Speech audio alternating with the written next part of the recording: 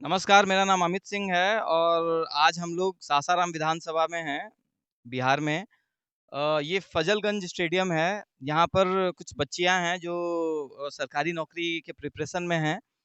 तो आइए इनसे समझते हैं कि इनकी क्या समस्याएँ हैं और क्या इनको लग रहा है कि अभी तक काम हुआ है और क्या करेक्ट होना है।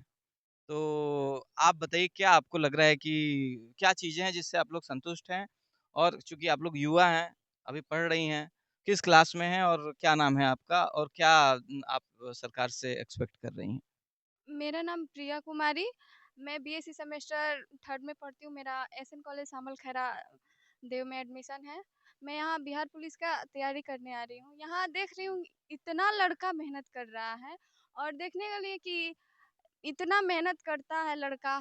वही यहाँ समिति में जहाँ अभी गिनती होगा कल इलेक्शन का, वहाँ अगर जाइएगा शाम को 5 बजे ना, देखेंगे हजारों का भीड़ रहेगा क्यूज करने के लिए। वही जाता है एग्जाम देने तो पता चलता है कि बीपीएससी का लीक हो गया पेपर, बिहार पुलिस का लीक हो गया पेपर। कैसे होता है लीक? और वही हम लोग यही सोचते हैं कि इतना मेहनत करते हैं, यहाँ से जाते हैं थोड़ा-थोड़ा हाइट के लिए, इतना हाइट के लिए, 1 इंच के लिए, 1 सेंटीमीटर के लिए हाइट में छँट जाते हैं। हम लोग अभी फिज़िकल के लिए तैयार हो रहे हैं। अभी यहाँ पर जैसे कि 1-2 इंच के लिए कम है, लड़कियाँ इतना रो रही है, तो मैं सरकार से यही गुज़ारिश करना चाहती हूँ कि थोड़ा हम लोग को, लड़कियों को थोड़ा-सा हाइट कम करने के लिए बोले कि 1.55 का जो माँगे हैं सेंटीमीटर, वो एक हम बार कुछ नहीं, हाँ, 1.52 कर दें, क्योंकि यूपी पुलिस में जो है वो वहाँ पे 1.52 ही है और कोई ज़रूरी नहीं है कि 155 पे ही हो, वो इतना ठीक रहेगा, मतलब हमारे ख्याल से इतना सरकार लग। ऐसा कर रहा है, जैसे हम लोग युवाओं हैं, जैसे हम खैरा कॉलेज से हैं, यहाँ बगल में ही देहात साइड का एक कॉलेज है, वहाँ से हम लोग एनएसएस कैंप करते हैं। एनएसएस कैंप करते हैं तो हम लोग को ना सेलेक्ट किया गया था बूट कैंप से। तो बूट कैंप से तो खेल मंत्री हम लोग को बुलाए थे पटना में, राज्य स्तर पर। तो वहाँ गए थे, अपना सब पढ़ाई-लिखाई सब छोड़कर 2 दिन के लिए सफ़र भी किए। वहाँ गए तो क्या खेल मंत्री आए ही नहीं। बहुत बहुत ज़्यादा मतलब स्टूडेंट को सहना पड़ता है। अरे वहाँ गए तो कुछ नहीं हुआ। वहाँ पर हम गए थे तो भोजन क्या तो ये थोड़ा वॉशरूम चले गए तो उसका भी प्लेट खत्म कर दो, प्लेट अब नहीं होगा। अरे हर जगह स्टूडेंट लोग को रोना पड़ता है। यहाँ पर हम लोग के फील्ड में अगर आइएगा तो अधिकतर लड़का-लड़की रोता ही रहता है कि चलो भाई इस बार कैसे भी करके पास हो जाए। इस बार रिजल्ट हुआ है, फिर आएगा कि नहीं आएगा। अब यही जो आया है बिहार पुलिस का सिलेक्शन के लिए, अब लग रहा है कि 5 साल बाद आएगा। कोई भी स्टूडेंट नहीं कहेगा ना कि साल भर में आ जाएगा बिहार पुलिस का वैकेंसी। कोई नहीं कहता है कि ग्रुप डी का साल भर में आ जाएगा वैकेंसी। ऐसा मैं सरकार से बोलना चाहती हूँ कि लगभग 2 साल में देते रहे वैकेंसी। हम लोग युवाओं को जल्दी-जल्दी हो जाए। ऐसे तो बहुत जगह इंडिया में ऐसा बहुत जगह है कि घर-घर में नौकरी है एक व्यक्ति। हम लोग में तो पता ही नहीं चलता है। सासाराम जबकि बिहार का नंबर 1 पे आता है स्टूडेंट लोग का पढ़ाई-लिखाई सब सबसे बेस्ट है। यहाँ रोहतास और सासाराम में तो पता चल जाता है कि हाँ, इतना युवा पढ़ने वाले हैं। यही वही आपसे बोल रहे हैं, यहाँ बहुत पढ़ने वाले हैं रोहतास में। क्या बोल रही थी? बस हम तो यही कहेंगे कि सरकार को कम से कम हाइट के बारे में सोचना चाहिए। लड़के इतने, हम लोग सुबह 5 बजे से 11 बजे तक मतलब यहाँ पे है स्टेडियम में, शाम को भी आते हैं, इतना हम लोग मेहनत करते हैं। मान लीजिए थोड़ा-सा हाइट के लिए छँटते हैं तो हम लोग को बहुत दुःख होगा। तो सारा एग्ज़ाम हम लोग का पड़ा, अभी ग्रुप डी का एग्ज़ाम पड़ा, बैंक का एग्ज़ाम खुद तैयारी करते हैं।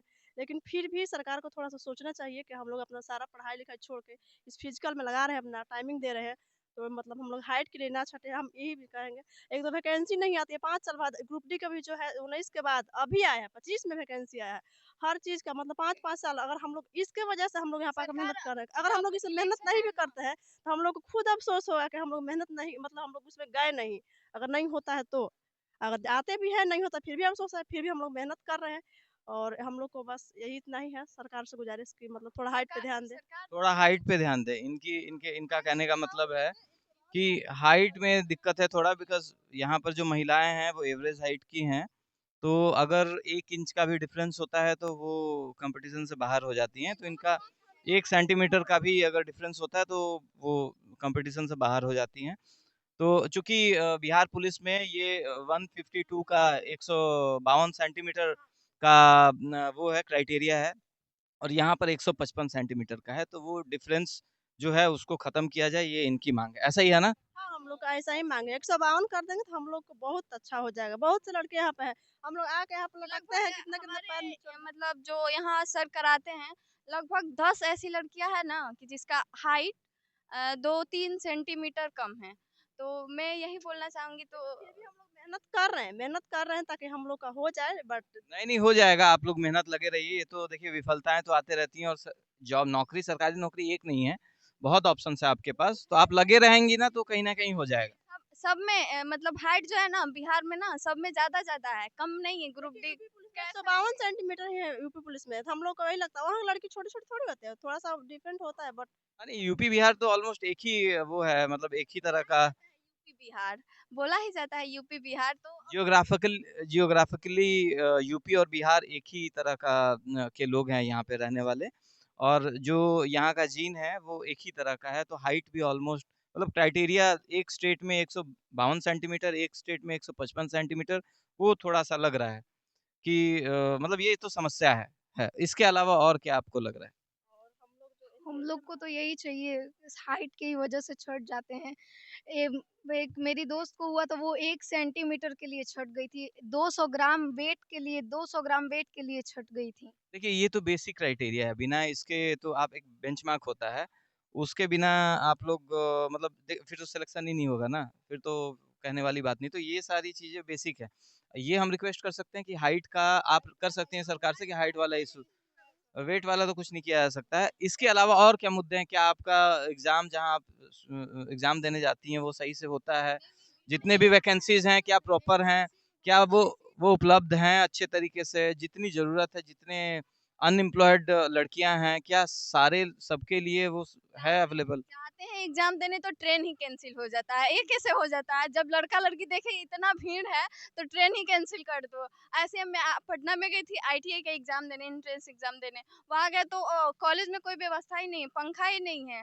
क्या तो सीट सीट जो है ऐसे तो लिखा रहता है इतना रोल नंबर पर बैठ जाओ, पता ही नहीं चल रहा है कि कौन से सीट पर बैठे। बेंच भी टूटा हुआ है और गए जब आ रहे थे तो शाम हो गया था, 5 बज गया था और जब आए तो पता चला कि ट्रेन ही कैंसिल है। अब क्या करें? अब ट्रेन भी स्टूडेंट लोग को हर तरफ से झेलना है, ट्रेन का, बस का, हर जगह झेलना है। और वही कैंसिल ट्रेन ना करे, मेरा यही तो है। अच्छा, और पेपर कभी कैंसल नहीं होता ना, या फिर पेपर लीक की समस्या तो हम पेपर जब लीक का फर्स्ट तो हो एग्ज़ाम दिए जाता तो है, वही पेपर पेपर लीक लीक हो तो गया। हो रहा है। अभी फिलहाल में हम खुद बीपीएससी तैयारी वाला कर भी हुआ है, बीपीएससी मेंस का भी था, उसका भी हुआ है। मेरी दीदी का खुद कैंसिल हो गया है। फिजिकल जिसका हो जा रहा है उसका बताइए, जो फिजिकल हो गया उसके लिए थोड़ा-थोड़ा के लिए छँट जा रही हैं। ये सब हम लोग को बहुत कंप्लेन आ रहा है। सरकार से इतना ही गुज़ारिश करूँगी कि ये सब पर बहुत ध्यान दें। बस यही हम लोगों को चाहिए। छात्र के लिए हर चीज़ कर रहा है। सबको सबको मिल रहा है पैसा वग़ैरह, ये सब दे रहा है, लेकिन ये नहीं सोच रहा है कि हाँ, कितना स्टूडेंट लोग को प्रॉब्लम हो रहा है। मेरी सरकार से बस यही गुज़ारिश है कि थोड़ा युवाओं पर ध्यान दे, बस और कुछ नहीं कहना। थोड़ा युवाओं पे ध्यान दें। ये सरकार को सोचना चाहिए। ये यहाँ के युवाओं का दर्द है और ख़ास करके जो बच्चियाँ हैं, उनका दर्द है। ये अभी प्रिपरेशन में हैं और मतलब ये बेसिक चीज़ें हैं। आप कहीं जा रहे हैं और वो ऐन मौके पे कल या फिर शाम में आपका एग्ज़ाम है और ट्रेन कैंसल हो जाए एकदम से। कोई समस्या, अच्छा ठीक है, किसी तरह बच्चे पहुँच भी गए वहाँ पर, तो बैठने के लिए बेंच नहीं है, सुविधाएँ नहीं हैं। आपको ना बाथरूम साफ़ है, ना टाइम पे वहाँ का मैनेजमेंट ओके है। तो ये एग्ज़ाम होने के बाद तो फैन ऑन होता है। हम खुद अरवल गए थे एग्ज़ाम देने, यही बिहार पुलिस का। जब आधा एग्ज़ाम खत्म हो गया टाइमिंग, तब फैन ऑन हो रहा है, तब जनरेटर चालू कर रहा है। तो ये सब प्रॉब्लम है ना। हम लोग पैसा काहे लेते हैं? फॉर्म जब भरता है तो हम लोग पैसा देते हैं ना। तो वहाँ पे मैनेजमेंट सही होना चाहिए बट नहीं होता है। एकदम हम लोग उतना बारिश में भीग के गए, उतना वहाँ पे गर्मी इतना ज़्यादा हो रहा था, फिर भी जब हम लोग आधा एग्ज़ाम दे दिए, तब जनरेटर चालू कर रहा है। ऐसा नहीं होना चाहिए। आदमी तो ऐसे गर्मी से डिस्टर्ब होके एग्ज़ाम नहीं देगा। एग्ज़ाम का मतलब होता है कि हम लोग थोड़ा-सा टाइम मिला है, उसमें अच्छा से हम लोग सब कुछ करें। वहाँ पे ऐसा कुछ होता ही नहीं है। मतलब फ्री में आप एग्ज़ाम नहीं करवा रहे हैं। गवर्नमेंट जो है वो बच्चों के पैसे से ही एग्ज़ाम कराती है। वो मैनेज करती है और वो एक थर्ड पार्टी कोई एजेंसी है उसको हायर करती है और उसके थ्रू एग्ज़ाम होता है। तो ये कोई खैरात नहीं माँग रहे हैं आपसे। ये माँग रहे हैं कि जो मैंने अपने फॉर्म के लिए पे किया, एक सर्टेन अमाउंट ₹100, ₹500, ₹1000 जो भी पे किया, उसके लिए जो सर्विसेज़ हैं वो मुझे मिले, जो कि ग्राउंड पे बिल्कुल ही नहीं मिलते। अभी एसएससी एग्ज़ाम में आप लोगों ने देखा होगा, किसी का किसी का आपको एग्ज़ाम का सेंटर है वो मतलब 300 किलोमीटर दूर है, किसी का 1000 किलोमीटर दूर है, किसी का अंडमान में दे दिया है। तो ये मतलब ये तो मतलब समझ ही में नहीं आता, पैसा भी पे करो और मतलब 5000 kilometre, 2000 kilometre, 1000 kilometre, 500 kilometre travel भी करो और जाके वहाँ पर सर्विस भी नहीं है। ऐसे-ऐसे सेंटर्स थे जहाँ पर जाने के बाद सेंटर्स वाले रास्ते में पूरा पानी भरा हुआ है और वहाँ जाने का कोई सुविधा ही नहीं है। मतलब आपको अगर सेंटर तक पहुँचना है तो पानी के अंदर पहले भीगो, आप अपने आप को आधा पानी के अंदर डाल दो, उसके बाद फिर जाओ और वहाँ पर बैठ के एग्ज़ाम दो। आप कैसे एग्ज़ाम देंगे? आप खुद से सोचिए। ऐसा ही था ना? यस सर, ऐसा ही था। आप लोगों का क्या बोलना है? अभी तो हमारे फ्रेंड्स लोग बोले ही हाइट के लिए, लेकिन हम ये भी चाहेंगे कि मतलब अभी जो एग्जाम हो रहा है यहाँ पे, कोई भी एग्जाम हो रहा है तो मतलब आउटर एरिया में लिया जा रहा है। आउटर एरिया में लड़की के लिए बहुत सारे प्रॉब्लम्स होते हैं, चलने का कोई मतलब दिक्कत जाने का सुविधा ही प्रॉब्लम नहीं होता है, या मतलब बारिश हो रहा है, या मतलब पेरेंट्स लोग मान के चलिए कोई कोई के घर के लोग हैं कि जो साथ में लड़की को लेकर जाते हैं, कोई है कि मतलब पेरेंट्स मतलब वृद्धा है एकदम नहीं जा पा रहे हैं, लड़की के लिए जाना एकदम ट्रेन में जाना डिफिकल्ट होता है, बहुत सारा होता है। तो हम सरकार से गुजारिश करेंगे कि वो हम लोग का होम सेंटर ही दे यहाँ पे, जैसे पहले एग्जाम होता था होम सेंटर ही एग्जाम होता था, मतलब जाना मतलब निकलने से पहले होम सेंटर होता होता था तो हम लोग 2 घंटा पहले घर से भी निकलते थे तो चले जाते थे वहाँ पे। और ये चीज़ है कि 1 दिन पहले जाना पड़ता है, या तो रूम लेकर आना पड़ता है रात में, मतलब रात में, और नहीं तो फिर प्लेट मतलब स्टेशन पर आना पड़ता है।